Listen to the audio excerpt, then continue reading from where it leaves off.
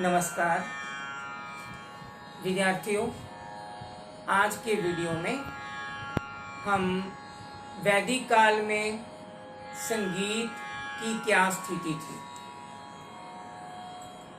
हमारा जो भारतीय शास्त्रीय संगीत है ये वैदिक काल से ही आया। सबसे पहला हमें वेद सामवेद मिलता है जिसमें कि सातों स्वरों का प्रचार हो गया था, या यूं कहे कि सातों स्वरों का अध्ययन मिलता। लेकिन उससे पहले हमें वेद शब्द की उत्पत्ति या वेदों का जो बैकग्राउंड है, इनकी पृष्ठभूमि है, इसके विषय में इनका अध्ययन करना जरूरी है। अब इसको हम दो भागों में विभाजित करेंगे। इस विषय को एक आधा हम विषय अध्ययन करेंगे इस वीडियो में, और इस विषय का दूसरा यानी अगला भाग दूसरे वीडियो में करेंगे, अगले वीडियो में करेंगे। तो मैं सबसे पहले आपको वेद की परिभाषा के बारे में कुछ बताने की चेष्टा कर रहा हूं, या हम इसकी चर्चा कर। वैदिक काल से अभिप्राय यानी कि इससे भाव क्या है, किसे कहते हैं हम वैदिक काल? वैदिक काल से अभिप्राय उस काल से है जिसमें चारों वेदों ऋग्वेद, सामवेद, यजुर्वेद और अथर्ववेद की उत्पत्ति हुई। अतः सर्वप्रथम हमें वेद शब्द का अभिप्राय समझना होगा। वेद शब्द का अर्थ भिन्न भिन्न आचार्यों के मतानुसार भिन्न भिन्न। ऋग्वेद प्रति शाक्य में ऋषि विष्णुमित्र द्वारा वेद की परिभाषा देते हुए क्या कहा गया है? विद्यन्ते ज्ञानन्ते लभ्यन्ते वा एभिर्धर्मादि पुरुषार्था इति वेदा। अर्थात जिसके द्वारा सभी पुरुषार्थ, कौन कौन से?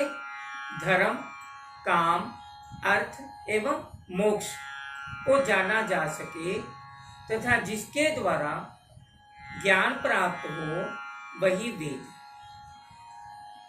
आचार्य सायन क्या कहते हैं? इष्ट प्राप्त्योनिष्ट परिहार योर लौकिकम उपायम यो ग्रंथो वेदयन्ति स वेदा। अर्थात अभीष्ट वस्तु की प्राप्ति तथा अनिष्ट के परित्याग के लिए अलौकिक उपाय जो ग्रंथ बताता है, वही वेद है। आचार्य सायन के ही मतानुसार प्रत्यक्षेणाउ मिथ्या वायत पायोन कुदते अतएव विद्यन्ति वेदेन तस् गाद वेदस्य वेदता। अतः अर्थात प्रत्यक्ष अथवा अनुमान से जो उपाय नहीं जाना जा सकता, उस इष्ट की प्राप्ति तथा अनिष्ट के परिहार के उपाय को वेद से जानते हैं। यही वेद की वेदता अर्थात वेद का गुण है। मैक्स मुलर के अनुसार मंत्र संहिता, आरण्य, वेदांग, उपनिषद सभी मिलकर वेद हैं। साधारण शब्दों में हम कह सकते हैं कि वेद वेद है जिसका अर्थ ज्ञान। यह विद धातु से बना है। वैदिक काल में ऋषियों ने भावाभिव्यक्ति के लिए क्या किया? 3 प्रकार के साधन दिए। भावाभिव्यक्ति के लिए ऋषियों ने कितने प्रकार के साधन दिए? 3 प्रकार के। कौन से? ऋचात्मक रूप में। पहला कौन सा? ऋचात्मक। ऋचा बोलते हैं मंत्र को। ऋचात्मक रूप में। गद्यात्मक यानी आम भाषा, यजुष गान रूप में, पहला ऋचात्मक रूप में, दूसरा गद्यात्मक यानी आम भाषा, और तीसरा यजुष यानी गान रूप। तो मंत्रों को स्वरों से गाना ये साम था। मंत्र 3 क्षेप में थे। कौन कौन से? पद्य, ऋचाएं, गद्यात्मक, यजुष, संगीतात्मक, साम। अपने अपने वंशों में क्रमिक मंत्र रखे जाते थे और मौखिक रूप से उनकी शिक्षा दी जाती थी। महाभारत काल में श्री व्यास ने संगीताओं को संकलित किया। संगीता कहते हैं मंत्र, और उन्हें अलग अलग वेद का रूप दिया।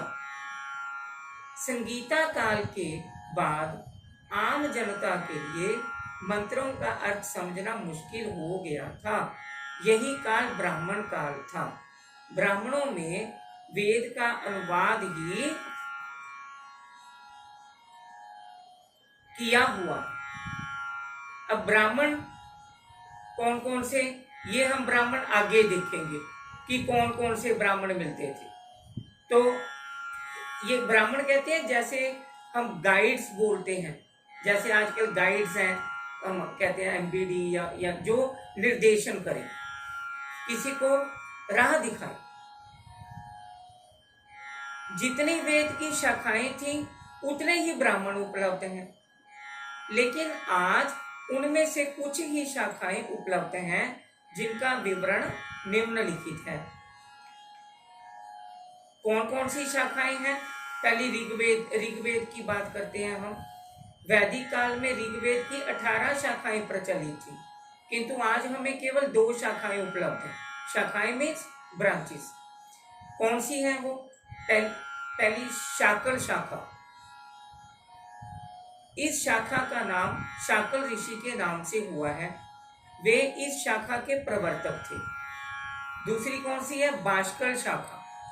इस शाखा के प्रवर्तक बाष्कल ऋषि थे।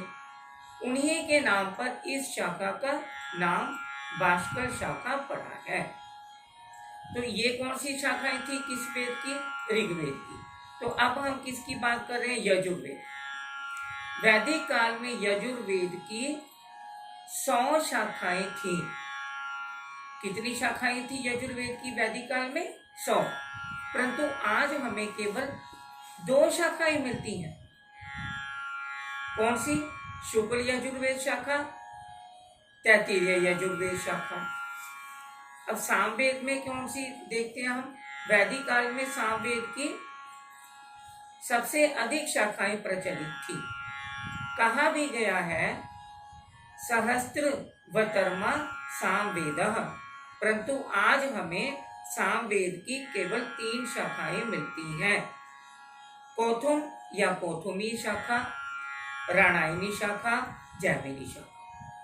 पहली कौन सी शाखा है सामवेद की? कौथुम या कौथुमीय। दूसरी राणायनी शाखा, तीसरी जैमिनी शाखा। अब अथर्ववेद में हम देखते हैं, अथर्ववेद की 9 शाखाओं में से आज हमें केवल 2 शाखाएं मिलती हैं। कौन सी? शानकीय शाखा यानी पैपलात अथर्ववेद शाखा। कौन कौन सी शाखाएं हैं इसकी? अथर्ववेद की 2 शाखाएं जो मिलती हैं, शानकीय शाखा, दूसरी पैपलात अथर्ववेद शाखा। तो ये मैं आपको इसलिए बात बता रहा हूँ कि हमने, क्योंकि आगे आपने एमए में भी जाना है, तो एमए में इसकी इलेबोरेशन होगी। तो इसलिए जब विद्यार्थी एक एमए करता है तो वो एमए के लिए सबसे पहले बीए में उसकी बैकग्राउंड अच्छी हो, ताकि उसको एमए में टॉपिक की पूरी समझ आए। ओके। वैदिक काल में वेदों की जितनी भी शाखाएं थी सभी के ब्राह्मण उपलब्ध थे, परंतु आज जिस प्रकार सभी शाखाएं उपलब्ध नहीं, उसी प्रकार ब्राह्मण भी काफी कम संख्या में उपलब्ध हैं। आधुनिक उपलब्ध ब्राह्मण कौन कौन से हैं? ऋग्वेद का केवल एक ब्राह्मण उपलब्ध है, ऐतरेय ब्राह्मण। यजुर्वेद का शतपथ ब्राह्मण, कृष्ण यजुर्वेद, तैतरीय ब्राह्मण। इसके 3 ब्राह्मण उपलब्ध हैं यजुर्वेद के। यजुर्वेद के 3 ब्राह्मण कौन कौन से हैं? पहले शतपथ ब्राह्मण, दूसरा कृष्ण यजुर्वेद, तीसरा तैतरीय ब्राह्मण। अथर्ववेद का गौपथ ब्राह्मण, सामवेद की 3 शाखाओं के 9 ब्राह्मण आज भी उपलब्ध हैं, जिनका विवरण मैं बता रहा हूं आपको। पहला कौन सा है? पंचविश ब्राह्मण। इस ब्राह्मण को प्राण ब्राह्मण या तांडव ब्राह्मण या महाब्राह्मण भी कहा जाता है, क्योंकि यह सभी ब्राह्मणों से बड़ा ब्राह्मण है। जैसे कि नाम से ही पता चलता है कि इस ब्राह्मण के 25 अध्याय हैं। यह ब्राह्मण कौथुमी शाखा का ब्राह्मण है। इस ब्राह्मण में यज्ञों में मंत्रों के प्रयोग के बारे में बताया है कि किस यज्ञ में कौन कौन सा मंत्र प्रयुक्त होगा तथा किस कर्म से कौन से फल की प्राप्ति होगी। इस ब्राह्मण के कौन से रचयिता थे? तड़ी ऋषि माने जाते। इस ब्राह्मण के रचयिता कौन थे? तड़ी ऋषि। तो हम जैसे आज ये ब्राह्मणों की बात कर रहे हैं, तो अभी मैंने आपको कौन से ब्राह्मण की बात की? पंचविश ब्राह्मण। तो अगला ब्राह्मण कौन सा है? षड्विश ब्राह्मण। तो ब्राह्मण, जैसा कि मैंने आपको बताया कि गाइड, निर्देश करने वाला, ठीक है। यह ब्राह्मण कौथुमी शाखा के महाब्राह्मण पंचविश ब्राह्मण का बचा हुआ 26वां अध्याय। तीसरा कौन सा है? सामीदान ब्राह्मण। यह ब्राह्मण सामों के विषय में जानकारी करवाता है। इस ब्राह्मण में व्यक्तिगत इच्छा पूर्ति के लिए मंत्र दिए गए हैं। दैवत या देवताध्याय ब्राह्मण, इसमें स्वरों के देवता आदि के बारे में बताया गया है। अगला कौन सा है? 5वां वंश ब्राह्मण। इसमें मंत्र की रचना के ऋषियों के वंश के बारे में बताया गया है। 6वां कौन सा है? छांदोग्य ब्राह्मण। यह कौथुमी शाखा का ब्राह्मण है। इस ब्राह्मण में वैदिक छंदों की संख्या के बारे में बताया गया है। 7वां मंत्र ब्राह्मण। 8वां जैमिनीय ब्राह्मण अर्थात जैमिनीय के छांदोग्य ब्राह्मण। यह ब्राह्मण जैमिनी शाखा के और ब्राह्मण है। 9वां संहितो उपनिषद ब्राह्मण। यह ब्राह्मण साम की संहिताओं के रहस्यों के बारे में बताता है। इसलिए ब्राह्मणों का अध्ययन करना वेद के साथ साथ जरूरी है। मौखिक रूप से वेदों को रचा उन्हें ब्राह्मण का। अब वेदों का विषय क्या है? Subject matter. ऋग्वेद के 9वें अध्याय से ही सभी ऋचाएं ली गई हैं। वे ही सामवेद हैं। यजुर्वेद में 40 अध्याय हैं। 39वां अध्याय यजुर्वेद ही है और 40वें अध्याय को उपनिषद कहते हैं। इसमें 16 मंत्र हैं। साम संहिता जो ऋग्वेद के 9वें अध्याय से ली गई है, परंतु इनकी व्यवस्था अपनी अपनी तरह की है। तो आज हम यहाँ तक बात करेंगे और आगे हम सामवेद की, क्योंकि जो संगीत का संपूर्ण जो प्रचार है, क्योंकि वैदिक मंत्रों से ही प्रचार हुआ था इसका। तो पहले 3 स्वर थे, अब ऋग्वेद काल में 3 स्वर थे, उदात, अनुदात और स्वरित। अब उदात का अर्थ क्या था? ऊंचा। अनुदात का अर्थ नीचा। स्वरित के बारे में विद्वानों में मतभेद थे, कुछ उदात से ऊंचा मानते थे और कुछ अनुदात से नीचा मानते थे।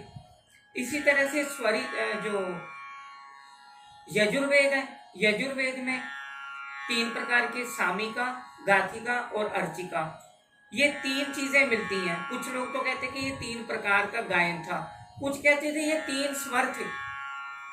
सामिका का उच्चारण किस में होता था? सामगान में। गाथिका का गाथा गान में, और अर्चिका का ऋचा के उच्चारण में, मंत्रों के उच्चारण में। तो अब सामवेद क्या था? इसमें सारे ही स्वर प्रचार में हो गए थे, 7 स्वर, और इसमें संगीत का पूरा प्रचार तकरीबन हो गया था। इसी कारण से वेदों को संगीत के लिए आधार माना जाता है। हम देखते हैं वाराणसी है या अन्य कई जो धार्मिक स्थल हैं, कई महायज्ञ हैं, तो उनमें पूरा संगीतमय यज्ञ होते हैं, पूरे तानपुरे के साथ, और वो सारा गायन करके कई ब्राह्मण एक साथ मिलके गाते हैं। तो ये सामवेद की ऋचाएं ही हैं, मंत्र हैं।